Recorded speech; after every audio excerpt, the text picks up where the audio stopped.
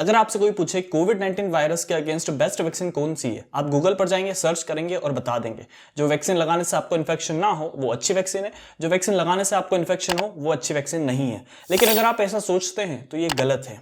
इसके लिए हमें समझना होगा एफिकेसी रेट क्या होता है, कैसे कैलकुलेट किया जाता है, वैक्सीन का काम क्या होता है, क्या हम वैक्सीन को कंपेयर कर सकते हैं, कौन सी बेस्ट वैक्सीन होती है। आइए इन सभी क्वेश्चंस के आंसर जानते हैं आज के इस वीडियो में। जॉनसन एंड जॉनसन वैक्सीन के 6000 से भी ज्यादा डोजेस सप्लाई होने थे डेट्रॉइट, जो कि एक सिटी है मिशिगन, यूनाइटेड स्टेट्स में। लेकिन वहां के मेयर ने कहा no thanks, Pfizer and Moderna best है और हम चाहते हैं कि डेट्रॉइट के रेसिडेंट्स को बेस्ट वैक्सीन मिले। दरअसल वो फाइजर और मॉडर्ना को बेस्ट वैक्सीन बता रहे थे क्योंकि उनके एफिकेसी रेट सुपर हाई हैं जॉनसन एंड जॉनसन वैक्सीन के कंपैरिजन में। अगर हम इन्हीं नंबर्स को देखें तो Covishield by Oxford AstraZeneca and Johnson and Johnson के जो एफिकेसी रेट है वो वर्स्ट है देन फाइजर एंड मॉडर्ना। पर ये असम्पशन गलत है। क्यों? ये जानने के लिए हमें समझना होगा एफिकेसी रेट क्या होता है। वैक्सीन का एफिकेसी रेट कैलकुलेट किया जाता है लार्ज क्लिनिकल ट्रायल्स में, जब वैक्सीन को थाउजेंड्स ऑफ लोगों के ऊपर टेस्ट किया जाता है। इन लोगों को दो ग्रुप्स में डिवाइड किया जाता है, placebo group and vaccine group. Placebo एक अनहार्मफुल ड्रग होता है, ये फर्जी ड्रग होता है। इसको हम ऐसे समझ सकते हैं कि वैक्सीन नहीं होता है, कुछ भी हो सकता है लेकिन वैक्सीन नहीं होता है। लेकिन जिन लोगों को प्लेसिबो दिया जाता है उन्हें ऐसा लगता है कि हमें भी एक्चुअल वैक्सीन मिल रही है, तो इसीलिए प्लेसिबो ग्रुप के जो मेंबर्स होते हैं उन्हें कंट्रोल्ड ग्रुप कहा जाता है और जो वैक्सीन ग्रुप के मेंबर रहते हैं उन्हें एक्सपेरिमेंटल ग्रुप भी कहा जाता है। फिर कुछ टाइम तक साइंटिस्ट इन लोगों को मॉनिटर करते हैं कि कितने लोग कोविड-19 से इन्फेक्ट हुए, कितने नहीं। फाइजर बायोटेक के केस में 43,000 पार्टिसिपेंट्स थे, जिसमें से 170 लोग इन्फेक्ट हुए थे कोविड-19 से। अभी 170 इन्फेक्टेड लोग किस ग्रुप को बिलोंग करते हैं, प्लेसिबो ग्रुप को बिलोंग करते हैं या फिर वैक्सीन ग्रुप को बिलोंग करते हैं, ये डिटरमाइन करता है वैक्सीन की एफिकेसी। हम दो केस लेते हैं। अगर ये 170 इन्फेक्टेड लोगों को दोनों ग्रुप्स में डिवाइड किया जाए, 85 इन्फेक्टेड लोग प्लेसिबो ग्रुप में, 85 इन्फेक्टेड लोग वैक्सीन ग्रुप में, इसका मतलब है वैक्सीन की एफिकेसी 0% है। आप वैक्सीन लगाएंगे तो भी इन्फेक्शन होने के चांसेस हैं और वैक्सीन नहीं लगाएंगे तो भी इन्फेक्शन होने के चांसेस है।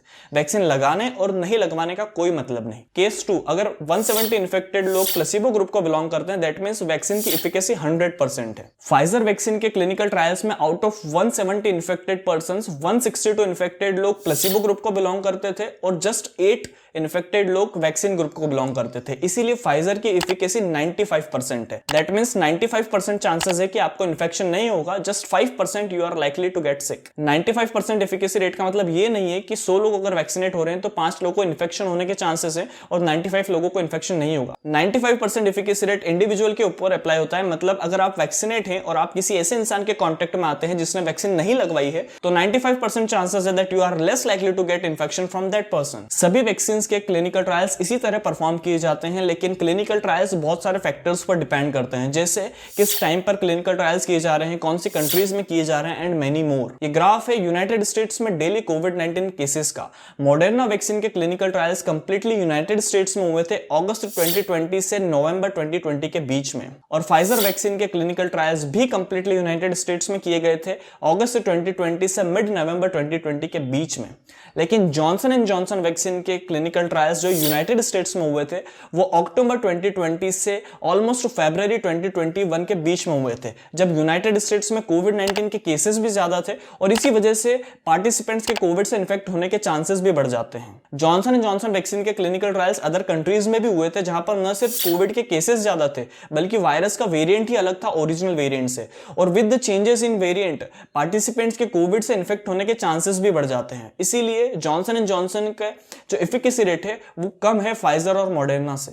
जॉनसन एंड जॉनसन वैक्सीन के जो साउथ अफ्रीका में क्लिनिकल ट्रायल्स के कोविड-19 केसेस थे वे ओरिजिनल वेरिएंट और स्ट्रेन के नहीं थे, जो स्ट्रेन यूनाइटेड स्टेट्स में अगस्त 2020 में था। फिर भी जॉनसन एंड जॉनसन वैक्सीन ने सिग्निफिकेंटली वायरस को रिड्यूस किया है, वायरस के इन्फेक्शन को रिड्यूस किया है। इंडिया में कोविशील्ड लार्ज स्केल पर एडमिनिस्टर की जा रही है। आइए जानते हैं कोविशील्ड के एफिकेसी रेट और क्लिनिकल ट्रायल्स के बारे में। कोविशील्ड के क्लिनिकल ट्रायल्स ऑक्सफोर्ड एस्ट्राजेनेका ने ग्लोबली परफॉर्म किए थे, जिसमें 50,000 से भी ज्यादा पार्टिसिपेंट्स शामिल हुए थे UK, US, Brazil, south Africa और इंडिया से। लेकिन कोविशील्ड के लेटेस्ट फेज 3 क्लिनिकल ट्रायल्स में 32,000 पार्टिसिपेंट्स शामिल हुए थे और ये ट्रायल्स सिर्फ यूनाइटेड स्टेट्स और साउथ अमेरिका में परफॉर्म किए गए थे। इसमें एफिकेसी रेट 79% कैलकुलेट किया गया है अगर आप सेकेंड डोज फर्स्ट डोज के 4 वीक्स के बाद लेते हैं।